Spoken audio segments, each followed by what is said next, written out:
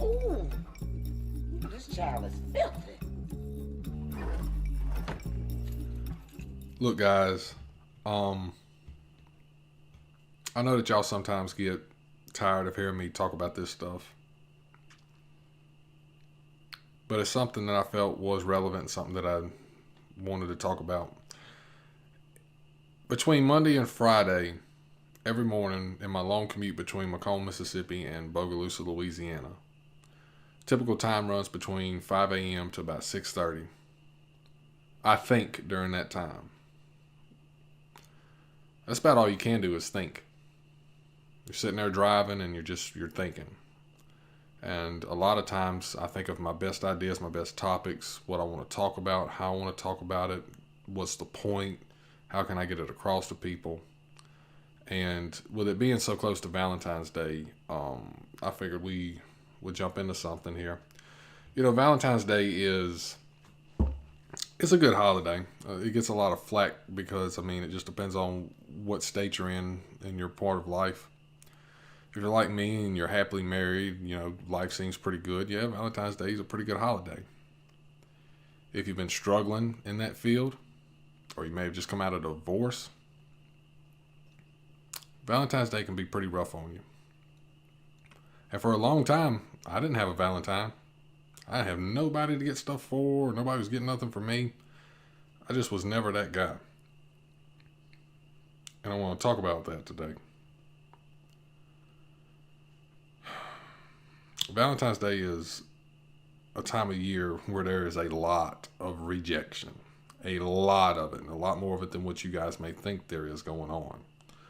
And rejection is a soul-crushing feeling. It is horrible.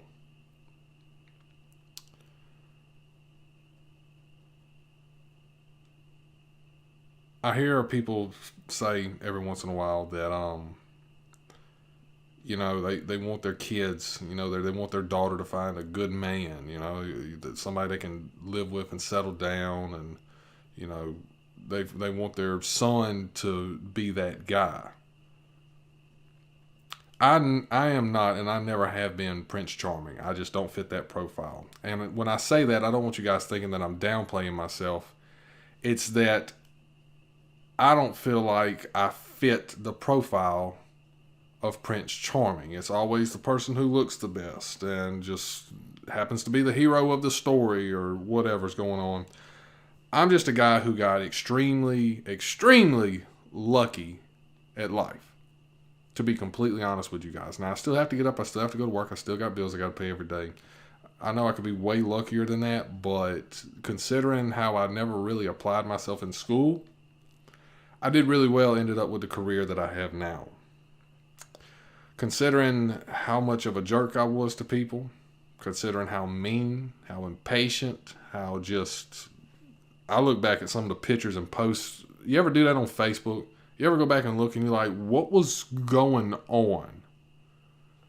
I was in a rough spot for a while. Of course, whenever I was in the middle of high school, it felt like my world was crumbling around me with a whole bunch of other things. So all that was tossed into it, but that's another story for another time.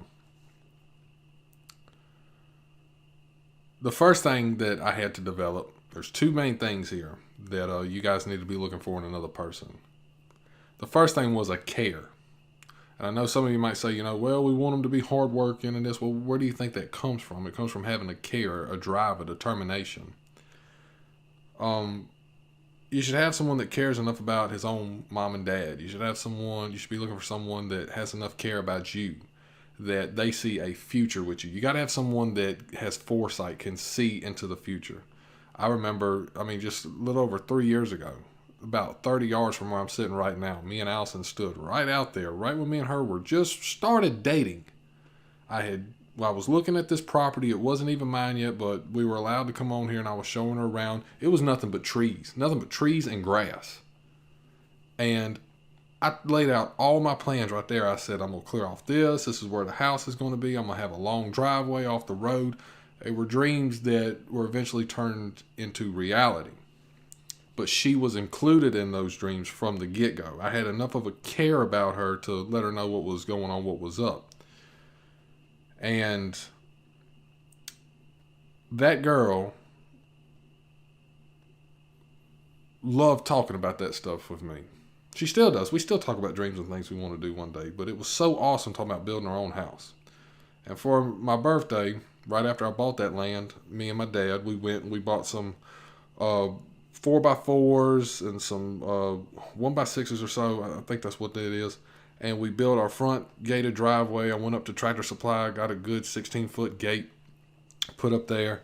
And she actually went and found a guy that did metal signs for my birthday. Still boyfriend and girlfriend. And she got a big, nice metal sign put on that gate. She had to care about her as well. Like, she saw a future with me as well. Like, this is, and it sounds cheesy when you say this, but honestly, it's an investment towards the future. I'm investing with this person. This is who my team player is going to be one day. So you have to find someone that has enough of a care that they want to go to work. It's not so much a thing of they go to work. You want somebody that wants to go to work. Quit settling for this, well, they work. No, they want to go to work. How many times you ever seen kids about 16, 17, you can shoot up even higher than that, going into their 20s, and they're working at a cash register somewhere, which I don't have nothing against these jobs. Somebody's got to do it. It's not one of those type of things. But no matter what they're doing, pushing paper with a broom or whatever, they just have this overall messed up disposition about life. They don't care. They're there because somebody made them get the job, or they still have parents and that was a stipulation, or there's no care. And they're like, well, I can't believe that I have to do this. It's a lousy pay and it's a lousy job. Well, I was in your spot. I've done those jobs. I've swept floors. I have went and got coffee for people. I have, I've done the grunt work. And I crushed it. And people pay attention to that. You can make good money working at that mundane job, or what you consider to be that mundane job. I'm not trying to get all into this right now, but honestly, if you have enough of a care and you apply yourself and you're going with somebody that's going to have enough of a care to say, you know what, I don't want us here one day. I want to take us even further. I want to get promoted. I want to move up, and I want to do bigger, greater things with you. They've got to have that care.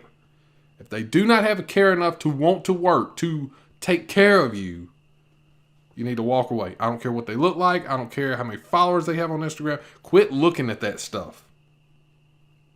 Honestly, quit looking at that stuff. To be honest with you, some of the best people have almost no followers whatsoever on social media. They just don't pay that much attention to it. Like me, I post what I want to post, and that's the end of it.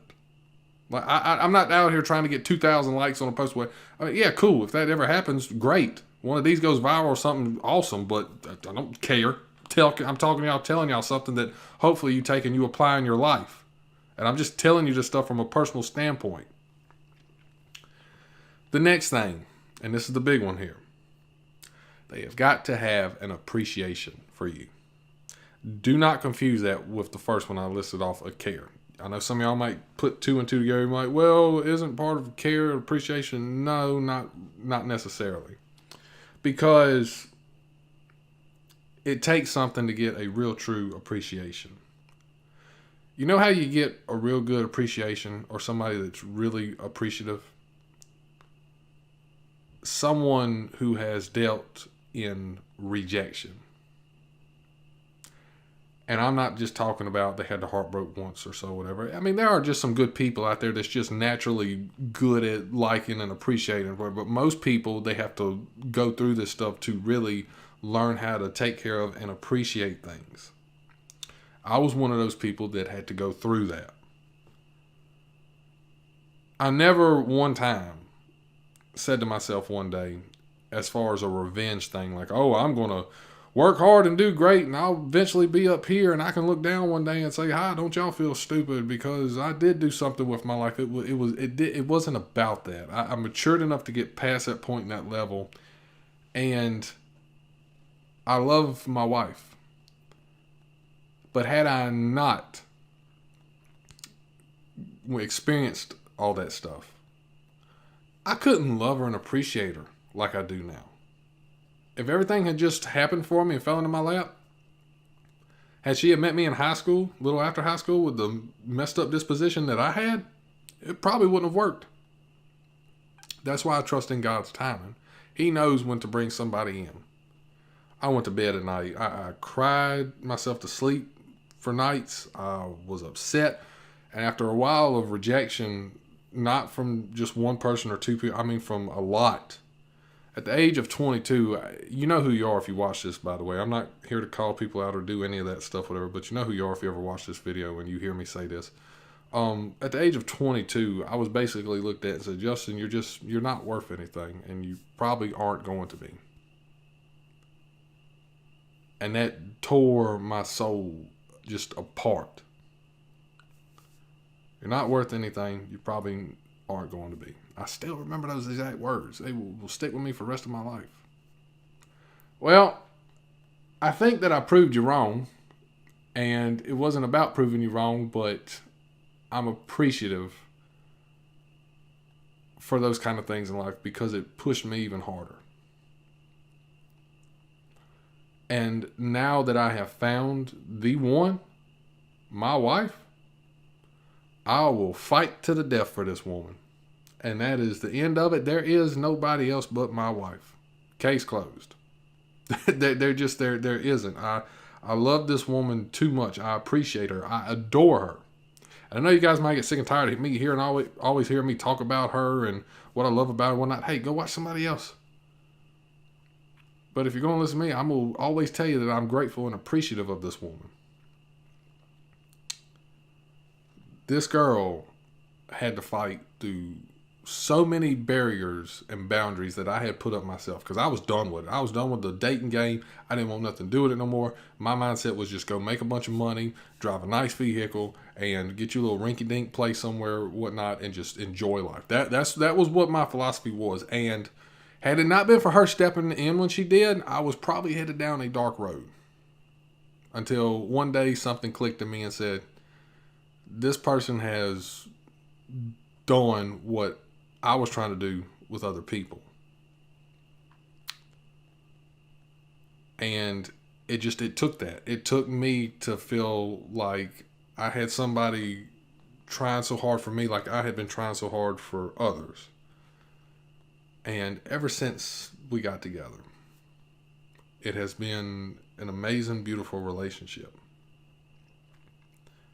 But I could not have really, truly appreciated her was it not for all the times that something was right there and I wanted it, but it didn't happen.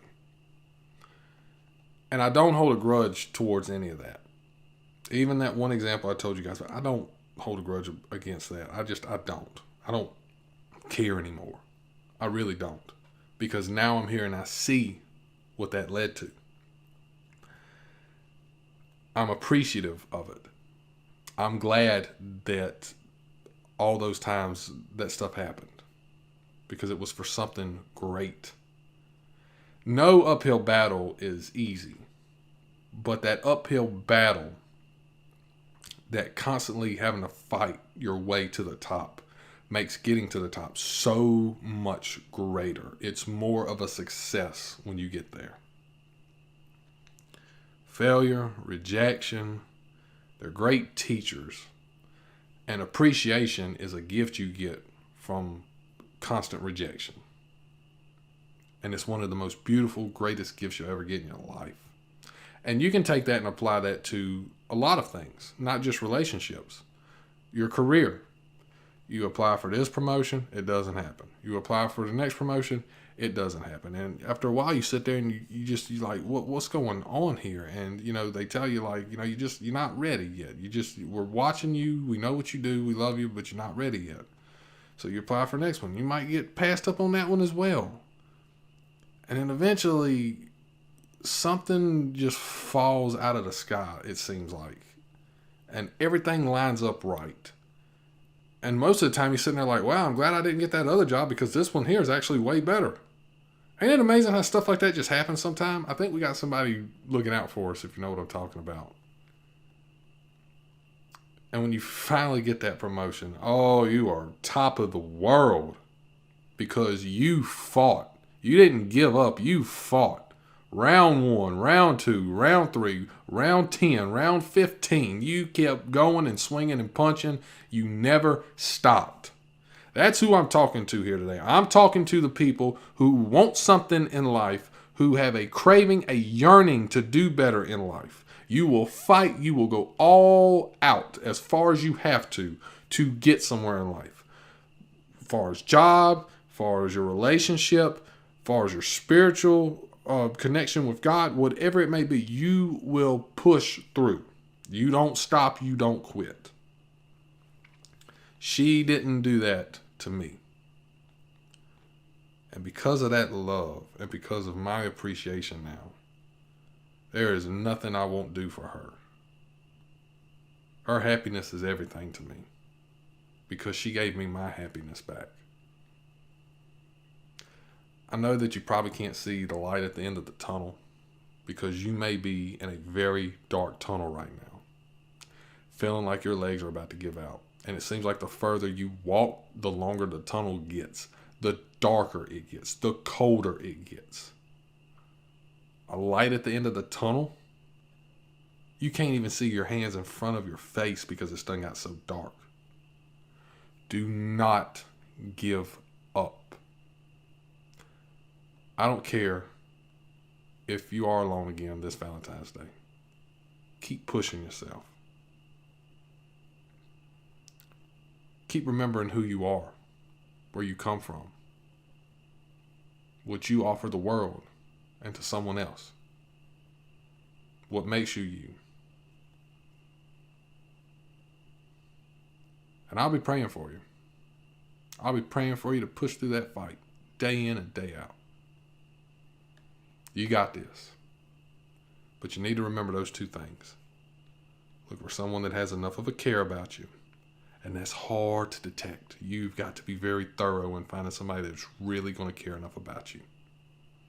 They've got to be your husband from the day that you first meet them. Your interest is number one priority in their life. And I guess in saying that, I can close out with this. You know why being a man of the household, of the family, is becoming more of a rarity? You know why more households don't have a man of the house? Because we live in a selfish society. To be the man of the house, of the family, you come dead last on everything. It's just how it is. And I was taught that by men who put themselves last. My grandfathers and my daddy taught me that. And that lesson is not as instilled as it used to be. You want to be the man of the house, you want a good family, you put yourself last. You want to make something of yourself in life and you want to find a truly good girl out there that's going to love you and hold on to you, take good care of you. You got to put yourself last. So, most podcasts, this ain't nothing. I mean, I've seen podcast people that talk for over 2, 3, longer than that hours. And you guys need to understand that this is a solo podcast, so there's only so long I can talk about the same thing without rambling. But we did good stretching it out here to almost 20 minutes today. I want you guys to know that I love you guys very much and thank you guys for tuning in here with me today. I hope you guys have a wonderful Valentine's Day. I know we got some nasty weather this weekend. Be safe out there on the road. Don't be watching this while trying to drive, especially if there's ice in your area.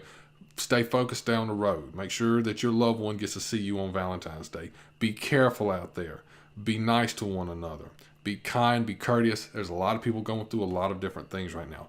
I love you guys, and I will see you guys in the next episode, whenever that may be. I hope you guys enjoyed this podcast. If you did, let me know in the comments below. Feel free to share, talk, tell all your friends about it. I love you guys, and I welcome more into it. I will see you guys in the next episode. This has been your good friend, Justin, with the Messy Room Podcast. I'll see you guys in the next episode. I ain't the only one they owe.